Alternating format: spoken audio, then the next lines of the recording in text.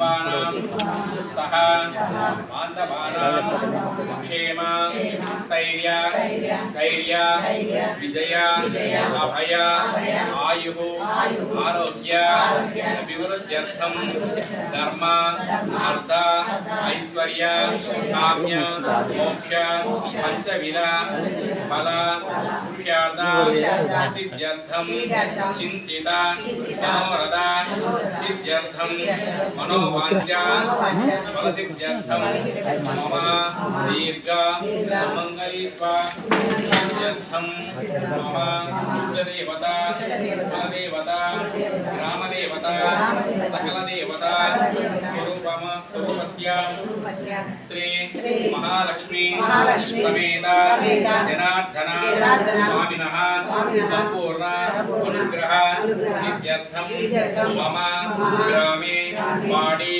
పంట పశు శిశు గో అభివృద్ధ్యర్థం ధన కనక వస్తు వాహన సమృద్ధ్యర్థం మమ దేవత ప్రీత్యర్థం మనోవాంఛ ఫలసిద్ధ్యర్థం ఇహ జన్మని జన్మాంతర సకల పాపాపన పీడ పరిహార సిద్ధ్యర్థం మహాలక్ష్మి స్వరూపిణి మహాలక్ష్మి దేవత అనుగ్రహ సిద్ధ్యర్థం విశేషణ అష్టోత్తర బీజాక్షర లక్ష్మి అష్టోత్తర విధానేన కుంకుమార్చన ధ్యాంచ కరిష్యే.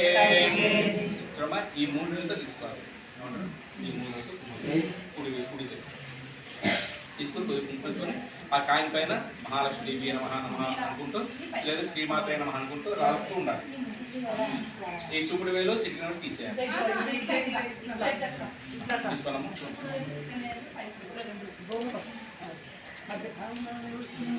అదా లక్ష్మీ అష్టోత్తర శతనామావళి అష్టోత్తర శతనామ కుంకుమార్చన పూజ ప్రారంభ. మనసులో మాట్లాడుకోవాలమ్మా.